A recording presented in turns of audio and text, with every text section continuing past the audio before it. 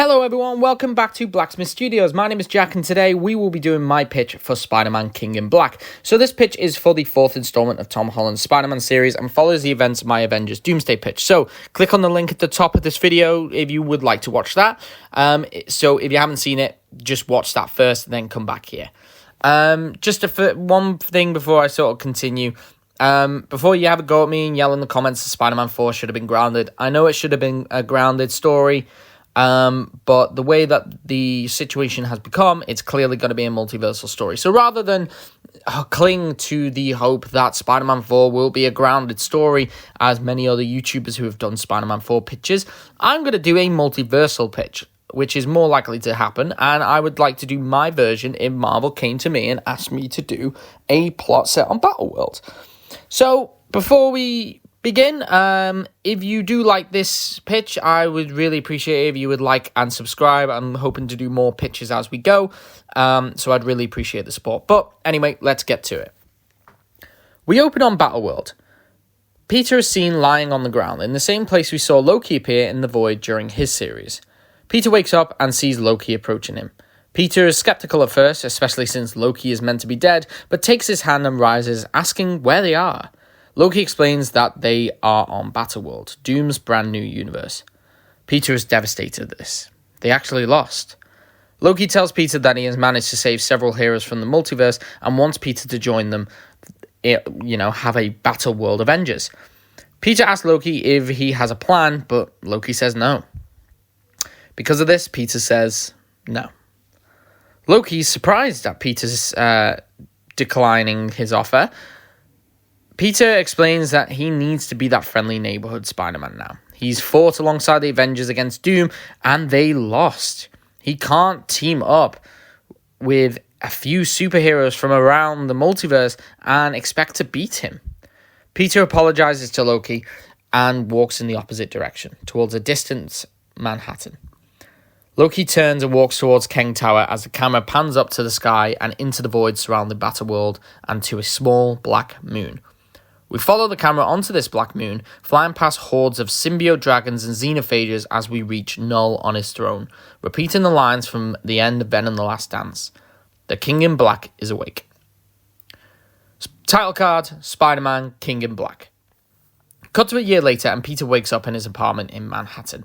This is a section of Battleworld formed from several versions of New York, including 616 New York, 928, aka the 299 universe, and 1610, the Ultimates universe. Well, the MCU equivalent of the Ultimates universe. Peter starts his day and heads to work at the Daily Bugle.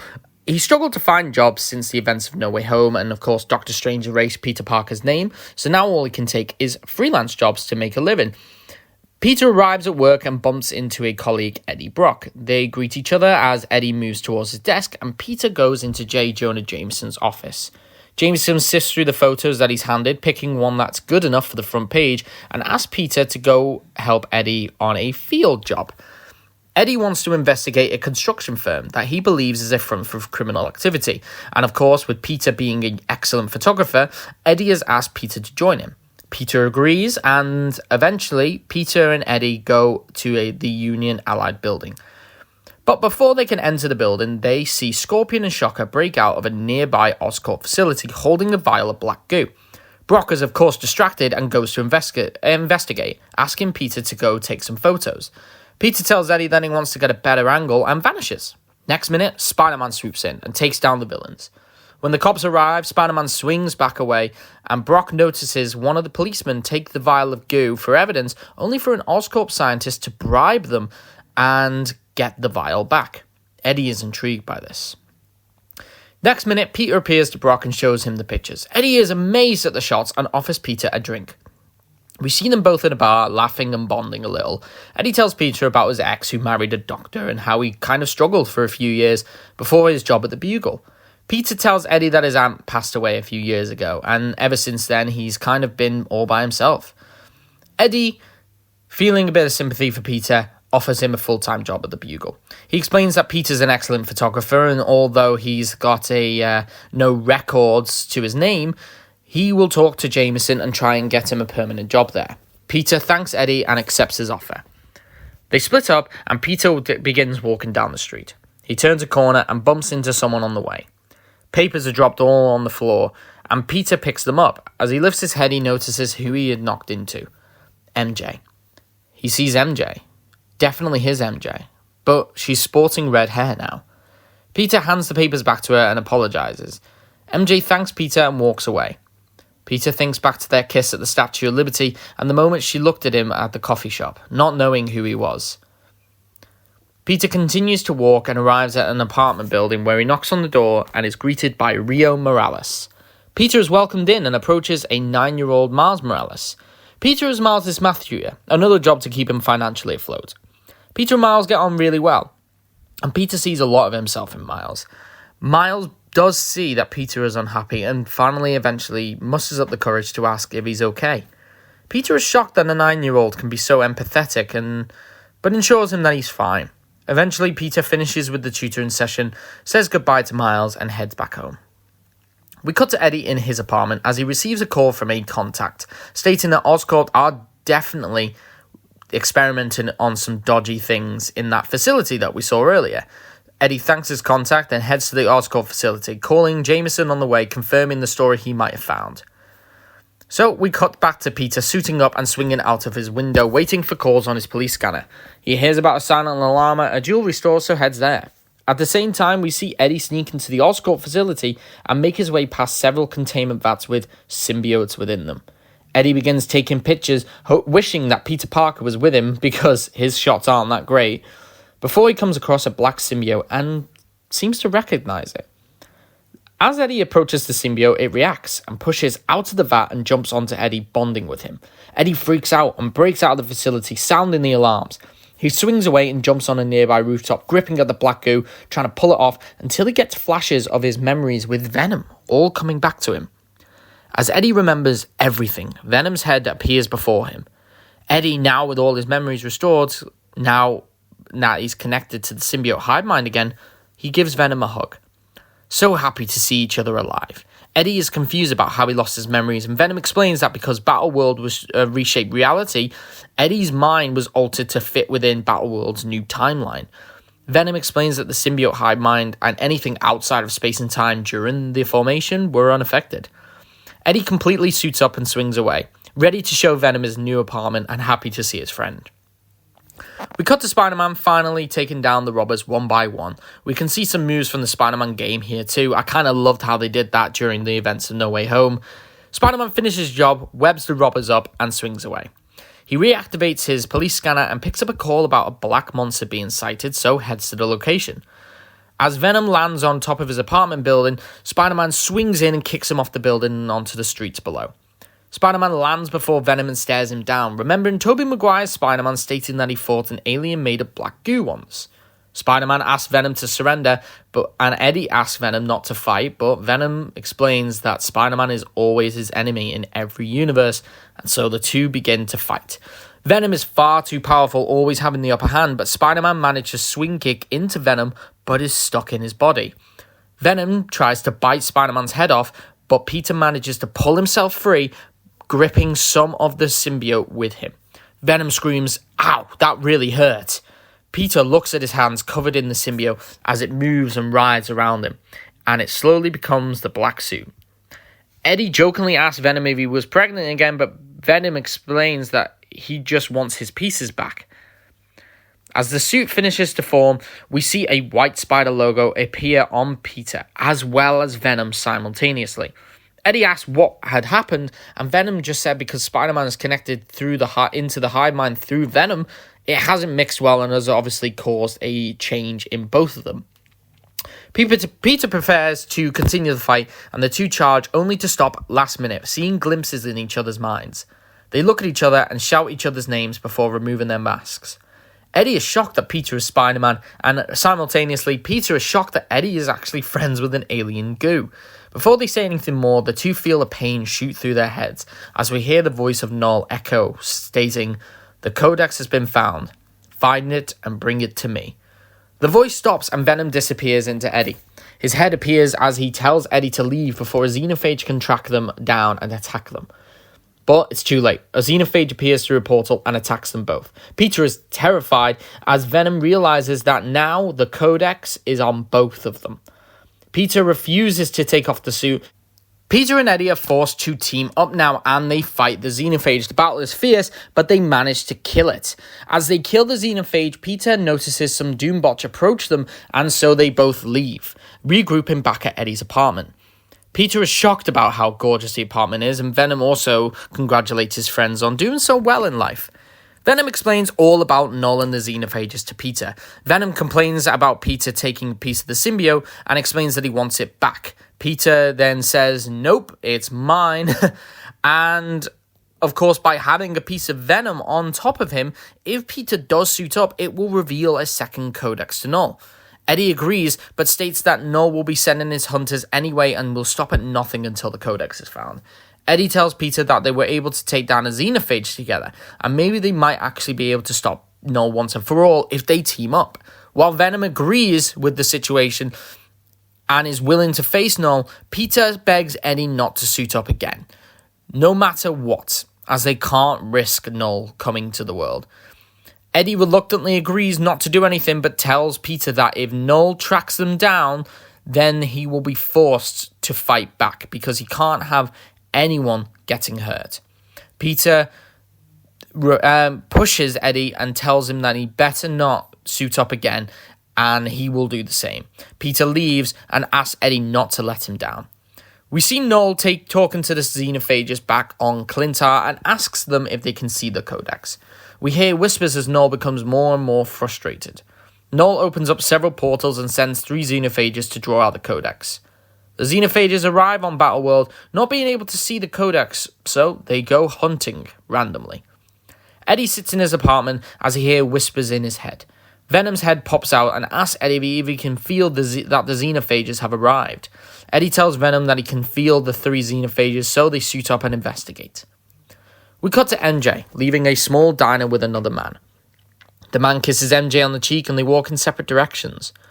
We're shown Peter back in his regular suit, watching her. He takes off his mask and we see a tear roll down his face, but he smiles. He's happy that MJ's finally safe, no matter how hard it is seeing her with someone else. We see that flashback to No Way Home, where Peter promises to MJ and Ned that he will tell them who he is. He asks himself if he's done the right thing, but before he can answer, Peter sees an explosion in the distance and swings towards it.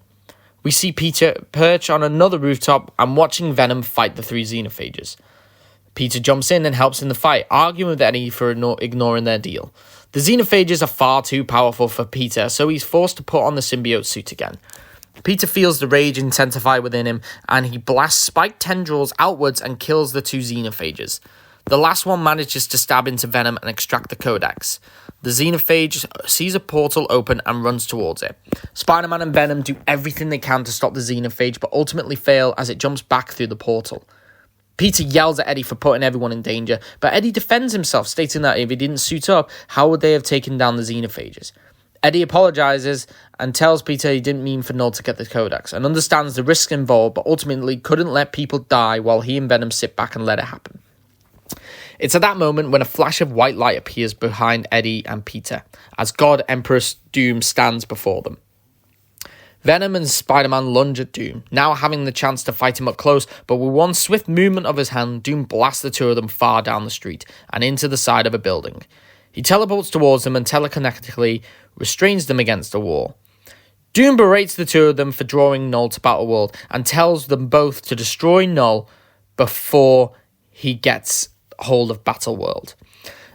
He states that Null will destroy everything that Doom has built, and because the symbiotes are born of eternal darkness and pure darkness, Doom's power is resisted to it. Doom tells Peter that he knows what he has lost and promises Peter that he will restore everyone's memories of him and will keep everyone safe so that Peter can live a nice, peaceful life with the people he loves. But Doom wants something else as well. Doom tells Peter that he will do what he had promised by restoring the memories of the people he loves and protecting them, but Peter not only has to defeat Null, but he also has to bring Doom All Black the Necrosword. But if Peter fails and Null manages to spread beyond Manhattan, then he will rip it from Battleworld and kill everyone in Manhattan. Doom tells Peter to make his choice and disappears. Peter and Eddie thwip to a rooftop and take off their suits, with Venom joining the conversation. Venom tells the two of them that although Null is extremely powerful, beings created from him have an advantage.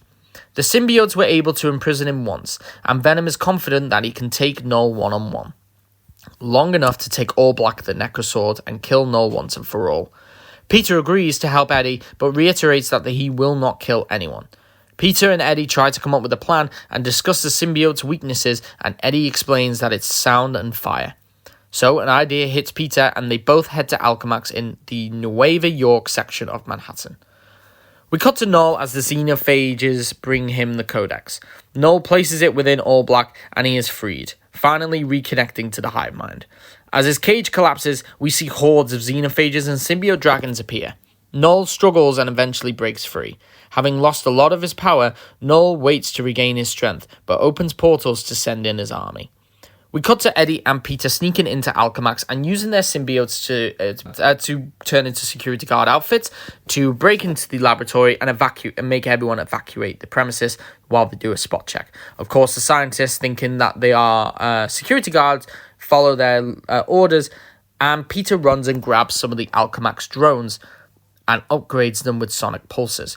Peter explains that he's going to send the drones around a perimeter of Manhattan and give them a sonic pulse to make a shield to prevent Null and his army from going too far, but of course it won't hold them forever. We then see a man enter the room and ask Peter and Eddie what they're doing. As the two of them try and figure out an excuse, Peter notices the ID card on this man reading Miguel O'Hara.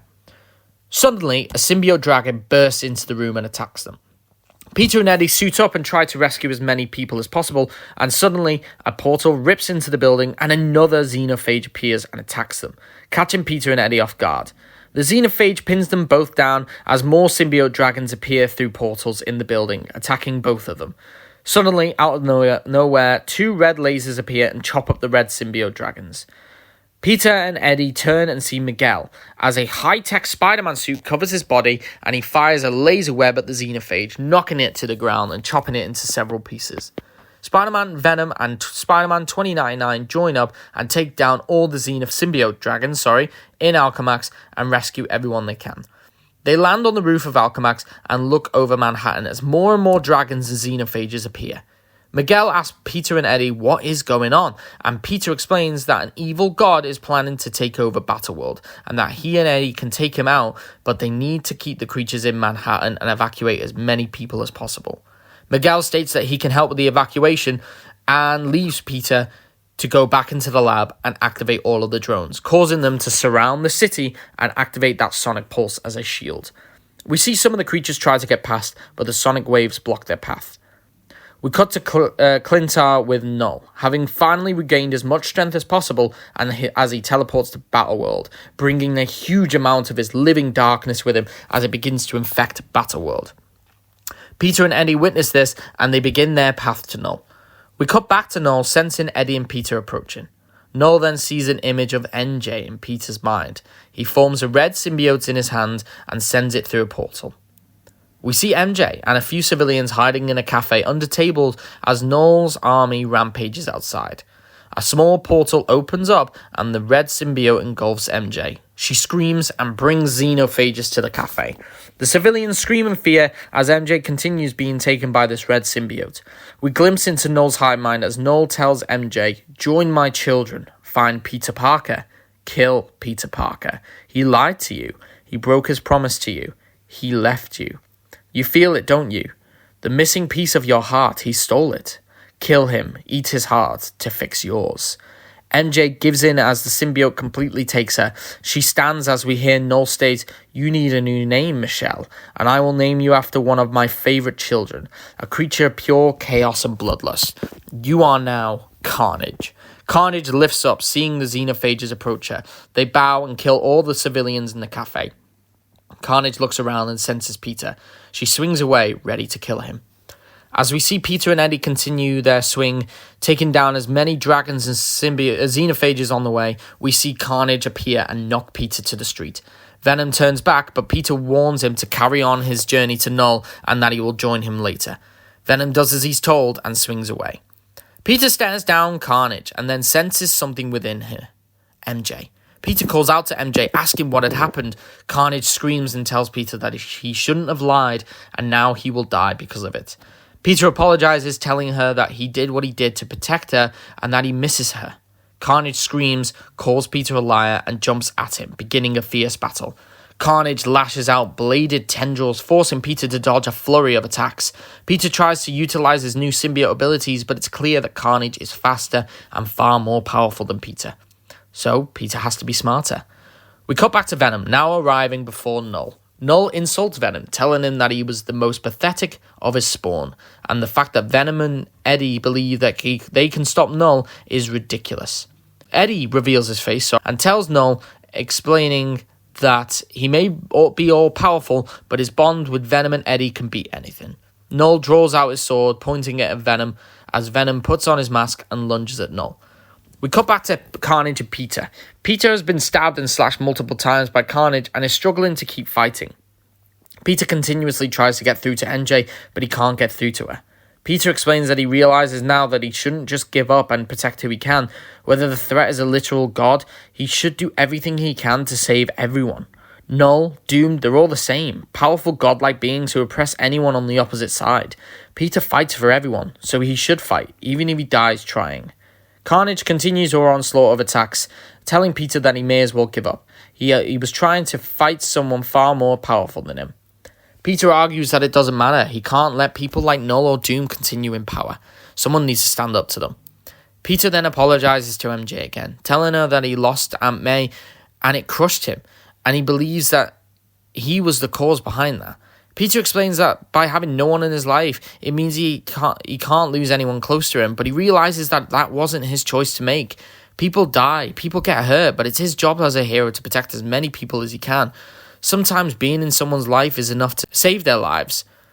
Peter tells MJ that he won't break his promise again, and apologizes and explains that MJ was pushed away to protect her and that he was wrong. MJ suddenly breaks out of Carnage, slowly. Peter continues his speech, trying to keep MJ in control, and MJ finally breaks out enough for Peter to pull her out. She lays in his arms, unconscious. Carnage writhes in pain after MJ is pulled out, and it tries to reattach itself to her. Peter fires another web and throws the symbiote into some flames, killing it. Spider-Man holds MJ close and swings her towards the perimeter of Manhattan, bringing her to safety. We cut back to Null and Venom fighting, as Venom is completely outmatched. Venom is finally able to land a good hit on Null, but in anger, Null kills Eddie. As Venom tries to heal Eddie, Null rips him away, leaving Eddie to die. Spider-Man lands at the edge of the shield and drops off MJ. MJ is laid down on the ground outside of the shield, but before Peter could swing away, she wakes up and looks at Spider-Man. MJ asks what had happened. Spider-Man tells her that she was taken over by an alien, and that he rescued her. MJ thanks him and asks who he is. Peter thinks for a moment, remembering what he had literally just promised her, and remembering his promise to her at the Statue of Liberty. Peter tells her that he's Spider-Man, and swings away. MJ stands, stares at Spider-Man swinging away, and whispers to herself, "You broke your promise again, Peter," as she angrily walks away. We cut to Eddie on the ground, dead, as we see him awake, but he's still dead. Eddie wakes up and sees Manhattan, only the sky is red now, and there are symbiotes walking all around them. He stands up and sees a red glow in the distance surrounded by huge symbiote tendrils. We hear a voice behind Eddie. "You are right, you died." Eddie turns around to see who said that, as we see Topher Grace's Eddie Brock standing behind him. Eddie asks who he is, and Eddie 2, we'll call him, tells him that he is another version of Eddie, one who died at the hands of Spider-Man. Eddie asks where he is, and Eddie 2 explains that they are within the symbiote hive. Because he died, his spirit was taken into the hive itself, trapped forever. Eddie asks if he can get out, but Eddie 2 says that it's impossible. The two Eddies go on a walk, seeing versions of everyone in the multiverse who had been taken by a symbiote, including multiple Peter Parkers and even Eddie Brocks. Eddie asks if they're all dead, but Eddie too explains that everyone here is either an echo of people who were once connected to the hive mind, currently connected to the hive mind, or they've become one with the hive permanently after death, just like them. Eddie tells Eddie 2 that he needs to get out, and notices the glow in the distance. Eddie 2 says that no one knows what it is, but they suspect that it's the core of the hive, where all of Null's power lies. Eddie asks if he can take that power, but Eddie 2 warns that no one has ever tried, so it's pointless trying to stop Null. He's far too powerful. Eddie tells Eddie 2 that he's going to try anyway. It's not like he can die again. He can't just let Null win. So Eddie begins to walk away, but Eddie 2 speaks up once more and says, "Be careful of Parker." Eddie turns around and asks why. Eddie 2 explains that Peter, in every universe, rejects Venom and makes Eddie suffer in one way or another. Whether it's breaking his relationships, getting him fired, ruining his reputation, or stealing Venom away from him, there is always something. Eddie tells Eddie 2 that Peter has done nothing wrong, but Eddie 2 warns that Peter has done nothing wrong yet. Eddie makes his way to the core, leaving Eddie 2 behind. Eddie finds his way to the core, seeing visions of Spider-Man and Venom's fights throughout the multiverse. His suspicion of Peter grows as he finally reaches the core. We cut to Peter landing by Null and seeing Eddie dead on the ground. Null beckons to Peter as they begin to fight. We intercut between the fight and Eddie beginning to absorb the core of the hive. After a little time, Eddie absorbs a huge amount of Null's power, knocking Null to the ground in the real world. Eddie wakes up, finally alive in the real world, as Venom jumps back onto him, and now he's powered up with Null's power. Peter joins back with Eddie as they prepare to fight Null. The two stand side by side. Peter tells Eddie that he missed him, but Eddie doesn't respond, concerned about Peter. Eddie forms a huge axe from a symbiote dragon and points it at Null. The two team up against Null, Venom's new power making him a close match against Null, and Peter granting Venom time to strike. After an enormous and highly intense battle, Venom manages to strike Null into his stomach with his axe, causing Null to drop his blade. Venom then picks up All Black and kills Null. Null falls to his knees and dies. Venom raises All Black as small red tendrils cover him, making Venom the new King in Black. Venom kills the hive. All the symbiote dragons and all the xenophages all at once are killed. Peter celebrates but asks Eddie to give him the sword. Eddie tells Peter that he will not give him All Black, that it's his and he has earned it. Peter, now wary of Eddie, and demands the sword so they can destroy it. Venom says no, and so Peter jumps at him ready to fight. The two fight again, with Peter really struggling against Venom's new power. Peter finally manages to take the sword and swings away, with Venom in close pursuit. Peter talks with Miguel over the comms, asking where they can destroy the sword. Miguel tells Peter that Alchemax has a plasma reactor that would destroy it, so Peter heads that way. Peter finally manages to make it to Alchemax and throws the sword into the reactor, destroying it. Venom is too late and loses all of his power. Peter, now expecting Venom to be back to normal, is suddenly smashed against a wall. Venom tells Peter that the sword would have allowed them to finally kill Doom, and that he has let them all down. Venom tells Peter that he saw how every Peter and Eddie get on throughout the multiverse when he looked into the hive, and in almost every version, Peter kills Eddie. Eddie tells Peter to stay away from him. He doesn't trust him now, and he swings away. We see the next day as Doombots begin clearing the city of all the symbiote tendrils and bodies. Peter approaches the Bugle and is offered a full-time job, just as Eddie promised. Peter asks Jameson about Eddie, but Jameson explains that Eddie has quit. Peter is saddened by this and goes to Eddie's apartment, but it's empty. We cut back to Peter, suited up, watching MJ from a distance, keeping an eye on her. Suddenly, Doom appears, angry that Peter destroyed All Black. Peter argues back, stating that Doom already has all the power in the world, and that he wasn't going to let Doom have the sword as well. Peter warns Doom that he will take him down no matter how long it takes. Doom will be taken down someday. Doom laughs and vanishes. Peter turns and takes one last look over Manhattan before a green portal appears behind him, with Tobey Maguire's and Andrew Garfield's Spider-Man standing there. They beckon him over and ask, "Ready for the big leagues, kid?" Peter nods as we cut to black. We cut to 6 years later, where we see Peter swinging back through Manhattan. He lands on a rooftop and gets a call from Loki. Loki states that Venom has finally been convinced to join them so long as Peter stays out of his way. Peter agrees and asks Loki if he has arrived at the location where the signal's coming from. Loki confirms that Peter is exactly where the signal has been coming from, but he can't see anything. Until out of nowhere, another Spider-Man uncloaks itself. The Spider-Man is shorter and is shown in a black and red suit. The other Spider-Man takes off his mask, revealing the face of a now older Miles Morales. Peter takes off his mask as well and shouts, "Miles?" Miles, shocked to see Peter's face as well, shouts, "Peter?" back. Peter asks Miles how he's Spider-Man too, and Miles simply responds, "I think you kind of know, Pete. Now, how about you show me the ropes?" Peter smiles as we cut to black. So that's it. That's the end of my Spider-Man King in Black pitch. I know it was kind of condensed a little bit and, it may not be perfect, but I'm really happy with how this turned out. And I hope you all enjoyed it, really. Obviously, this then leads into my Avengers Secret Wars pitch, where Miles Morales, Venom, and Peter are already part of the Battleworld Avengers as the other heroes finally arrive on Battleworld set 8 years after the event of my Doomsday pitch, sorry.